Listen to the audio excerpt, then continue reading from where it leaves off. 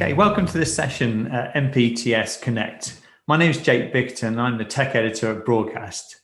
Today, I'm in conversation with Inga Ruehl, Executive Director, Production Services and Operations at Sky.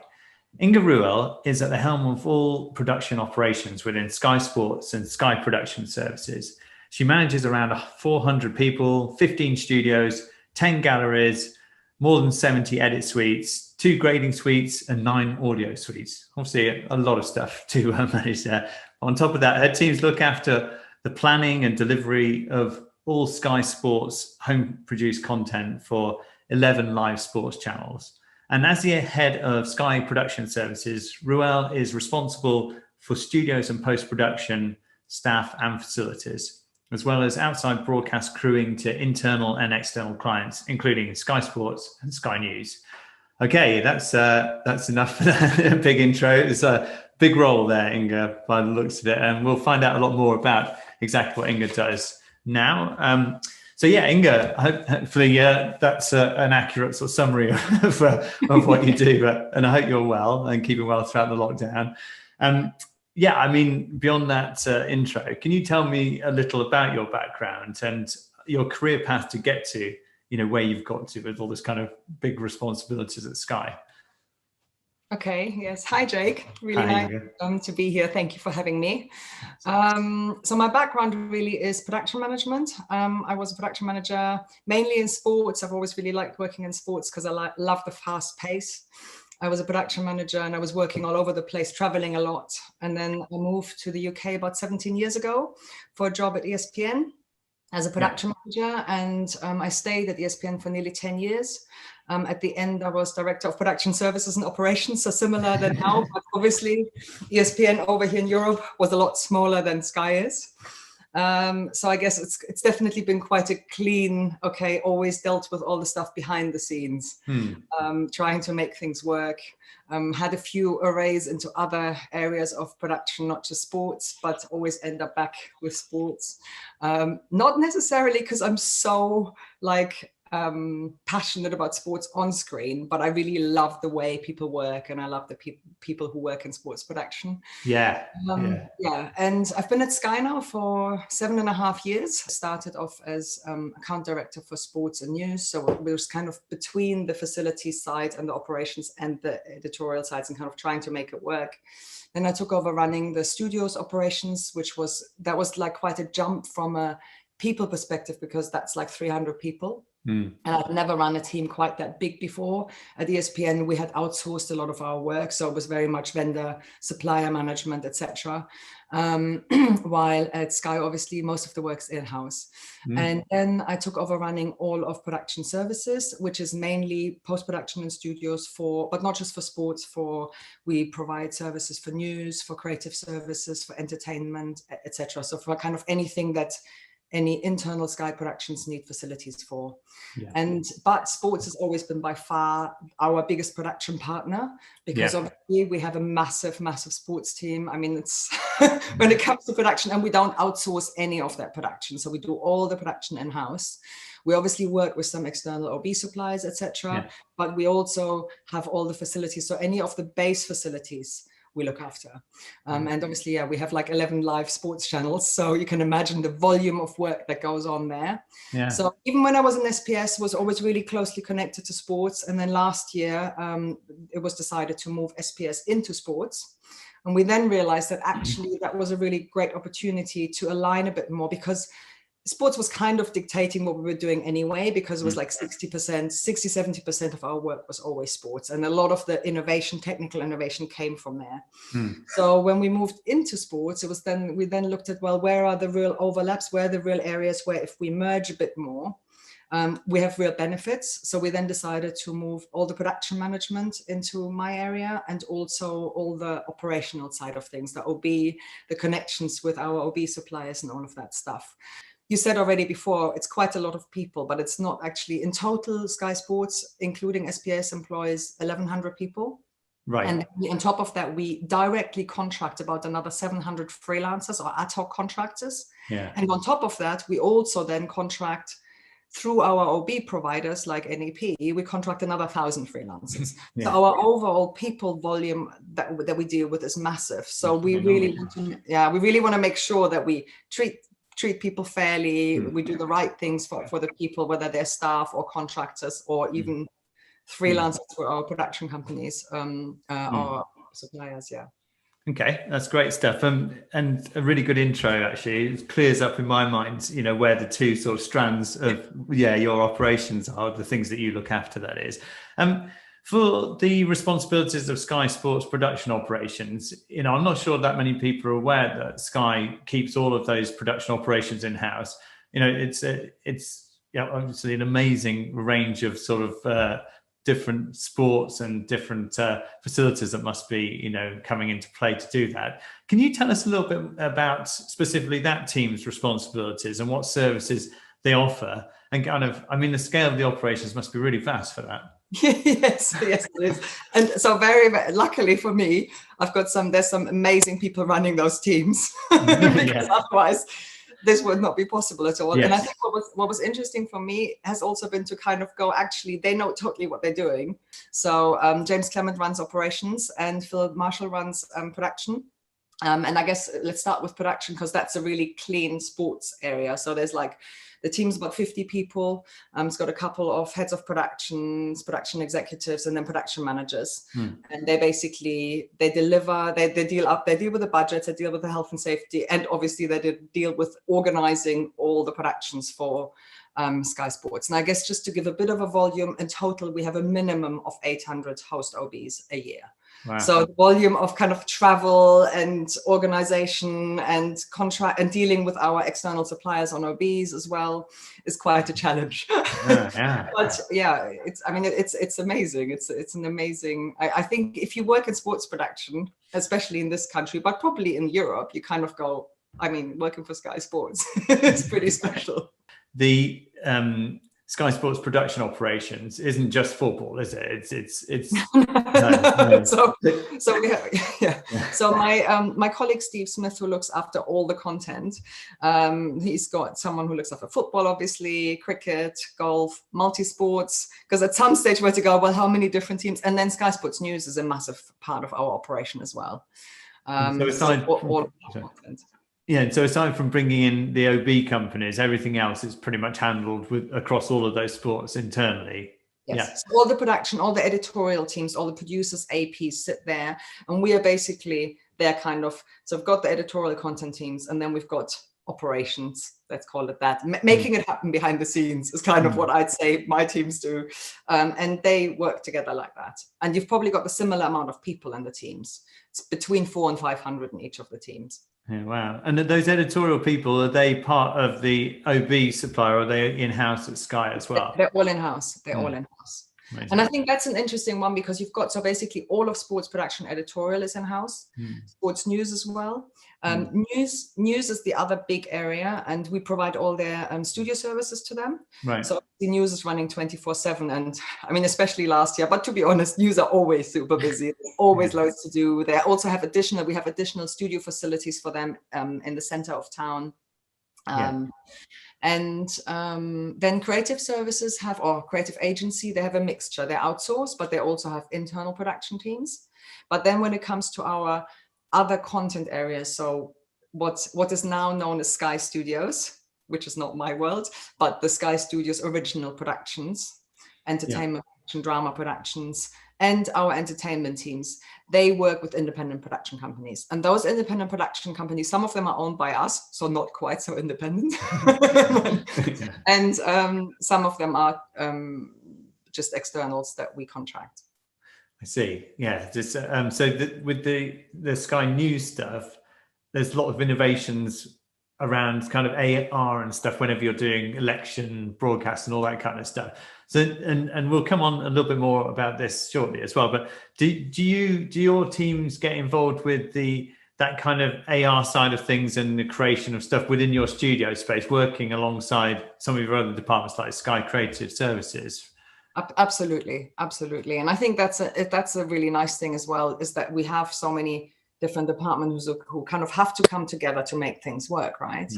And I guess there's From our side, there's difference. There's on one side, sometimes we just support by providing operators, but the operators obviously have to be that level to start something new and kind of really bring in how are we actually going to use it? How are we going to be able to operate it? So there's your editorial vision, where we're going to get with this from. And then I guess, and I think this is where our technical innovation team or our technical operations team, they're amazing and really translating a lot of this creative editorial vision into reality and dealing with the vendors and really helping with them.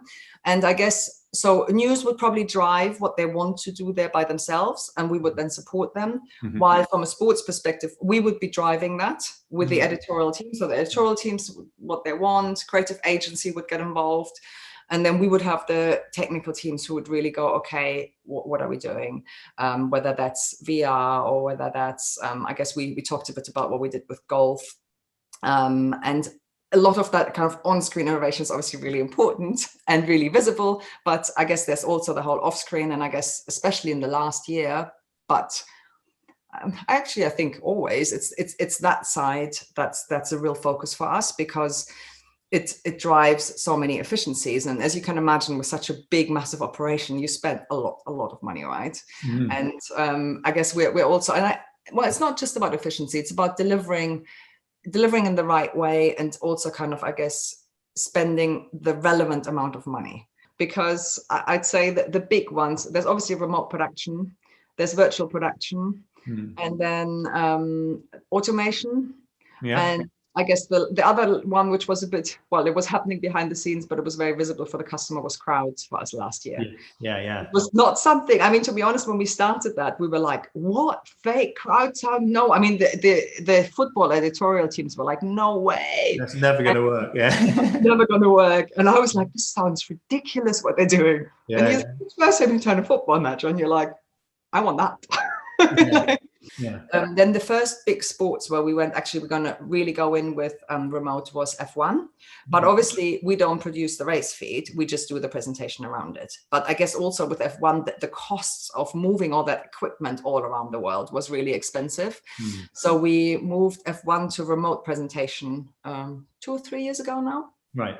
And that was good, because obviously also, especially with such a long distance, to really kind of go, where are you at with your comms? Is it working? So we kind of, I guess, a lot of the sorting out the niggles happened there. You get your confidence up and something like that, won't you? If you can make that work. Yes. Which then kind of got us into the comfort zone to go, okay, we now want to actually go after full match remote, not just presentation. So we then did EFL in, so where are we? I think because of COVID, I'm constantly getting lost with my years. So 2020, so 2019, beginning of the 2019-2020 football season, we went with EFL, all of our matches remote. For us, that was massive, because it's such a prime, obviously, property or prime right, and to really rely on having the main gallery not on site with a big truck, but back at base was really big. And obviously week by week by week. And that definitely put a lot of strain onto all the teams. And I think it's something, there's a technology side, but you really then need to change your workflows as well. We then kind of went, okay, well, when Premier League's coming back, which was obviously our biggest rights, we took all of remote. So we moved the EFL out of the specifically built gallery into a temporary gallery. We set up like, it looked like an IBC or something. And our big studio spaces, which we normally use for entertainment shows, we just set up trestle tables, cables everywhere. I was talking to our director of technical operations, Kevin McHugh, about it, and I was like, you've always been wanting to just do this. And now you had carte blanche to do whatever it took. And then we moved Premier League into our EFL gallery. And so we've been doing remote Premier League, and we've now built a permanent facilities to continue speaking with remote Premier League. So for something like a Premier League match, compared to before, how many people are you typically sending to a stadium, and how many people are now able to do the remote operations from whichever, presumably from Osterley? So I guess depends whether you mean our people or also the external. So for example, we obviously would still send all the camera people. Yeah, we tried to, so during COVID, we did remote, we would do remote commentary, but obviously we would try to have commentators on site and reporters. But all the other gallery operations, all like you'd still have to have at least one person for sound on site, but everything else would be back. So basically we'd send a much smaller truck. Sometimes in the past we used to have 2 trucks, one for match, one for presentation, or we have the really big trucks that have both in it. Yeah.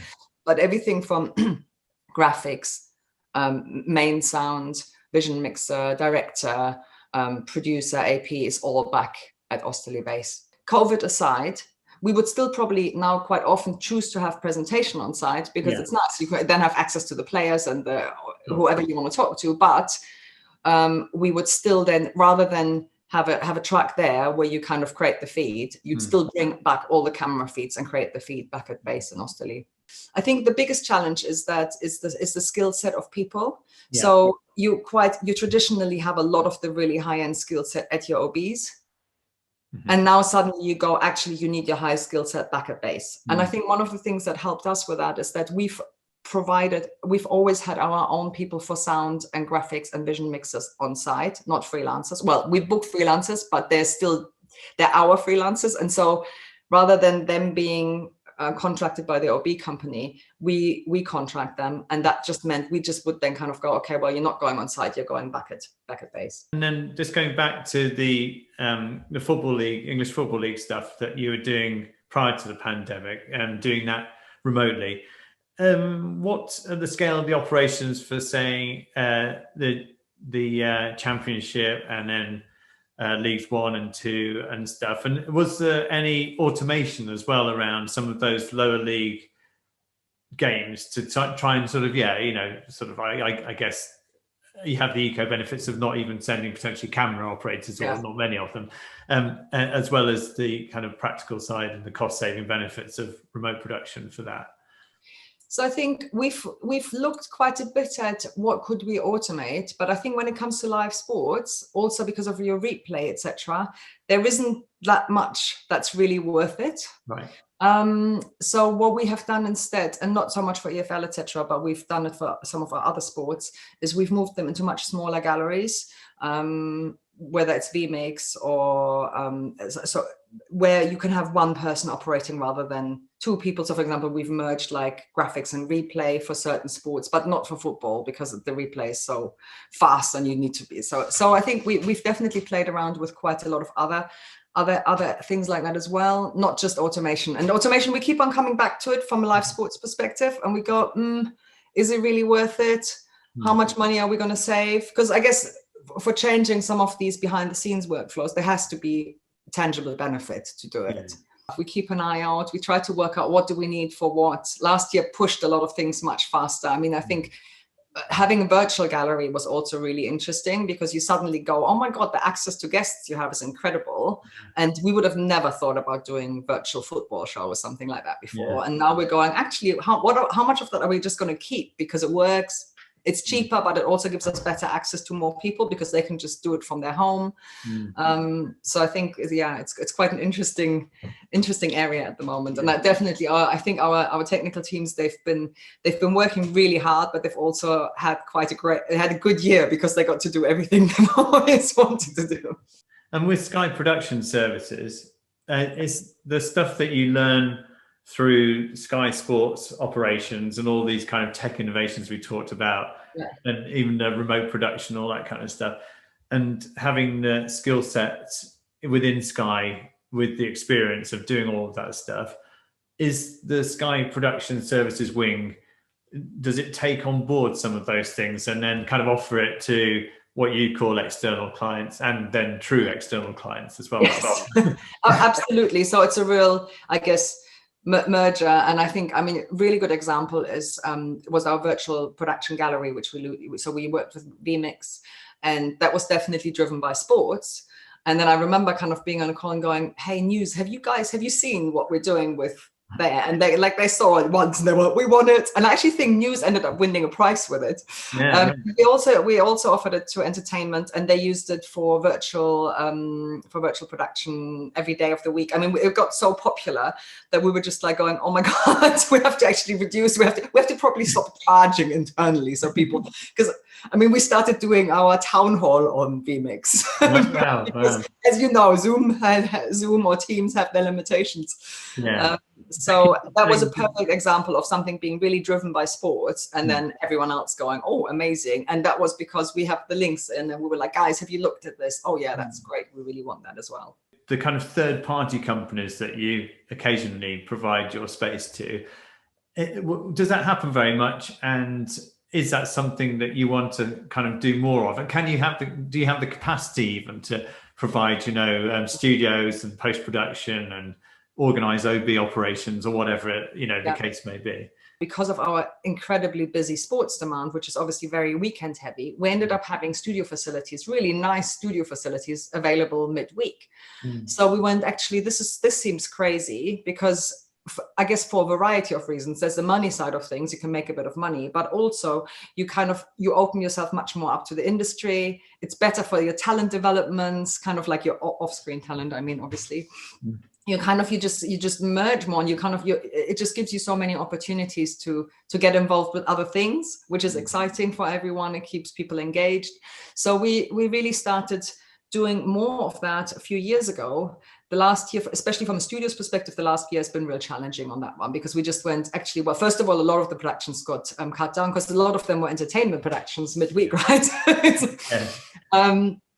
And many of them just didn't happen. And we also, from a safety perspective, we really kept our people on site to an absolute minimum and really focused on the operations that we needed to. So we've actually said, okay, for the moment, we're not really taking on proper externals. That does lead me sort of reasonably neatly into the Sky Zero campaign, which is very much at the forefront as you get into Sky's campus and stuff. And there's lots of stuff even internally sort of suggesting ways of, no single-use plastics and all that kind of stuff inside. And it's obviously a big push of Sky. And from your point of view and the operations that you look after, how do you get involved in Sky Zero campaign? So I guess there's a variety of ways how we get involved. From a Sky Sports perspective, from a production perspective, Sky Sports has been working on becoming more and more sustainable in our productions for ages. And it's been a real, I guess, even within Sky and within the industry, I'd say we're kind of quite pushing at the front with that, because it's been something that's been really important to us. I think it started even before Sky Zero campaign started. We obviously had the big Sky Ocean Rescue campaign. We got really involved in that. We now have a manager of responsible production. Her name's Jo Finnan, and she's amazing. She's been driving a lot of that behind the scenes for quite a long time, to the extent that in our RFP processes with the OB companies, sustainable production is part of our real points in there. And we kind of, obviously there's commercials, and then there's technical, and then there's, are they doing the right thing? Are they trying to kind of reduce emissions? We've been playing around for ages with biofuels for our jennies. So ideally, we want to obviously not have any jennies anymore at all on our site, and just get the venues to provide us with enough electricity. Obviously, we all know what are the things we have to do, right? Which is less travel, less eating, I guess, animal products, less plastic, all of those things. So we've looked at these massive operations and tried to eliminate or reduce as much as possible, or replace. So if we still have a jenny, let's use a fuel that's not as bad as the other fuels. And it would be remiss of me not to mention this in a conversation such as this. Being a female leader in a kind of sports production, sports broadcast sector, I'm sure there are others, but it's fair to say it's, a lot of this, the exec level is fairly kind of male dominated. How do you find it all? How is it being a female leader within this sector? So I think it's a quite a hard question, because overall, I guess, I don't know whether I've been lucky, or I feel like it's not. I don't feel like it's been harder for me. Right. But then again, I'd like to kind of add a few bits to that. One of them is I've always worked behind the scenes facilitating. Which I generally think, even if you think about the production management world, that's quite dominated by women, right? Because I just think, so for whatever reason, so you're basically facilitating. And obviously a lot of that is decision making as well. So I've never felt like, also when you're doing production management, you usually have a real handle on the money. So actually a lot of the control. So it's never felt like, oh, I'm just supporting, but I think that that's an easier side than the editorial side. But I definitely think things have really changed there as well. And I definitely know for sure that, for example, any like strong female editorial people, Sky Sports is like, here, come here. Yeah. One of the things I find there always is that having at least one other female or two in the team makes a massive difference. And I love working with women, but I found in the production world, a lot of the women I was working with were more on the either creative or entertainment side. So I really hope we have, and I found obviously there are other women in the sports production industry, and it's really great working together with them and seeing how they're doing. So it's a balancing act. I think it's a general thing. It's, I guess, the more different voices you have in the team, the better it is. Sometimes it's harder because if everyone's the same, it's quite easy. You can just get on with it.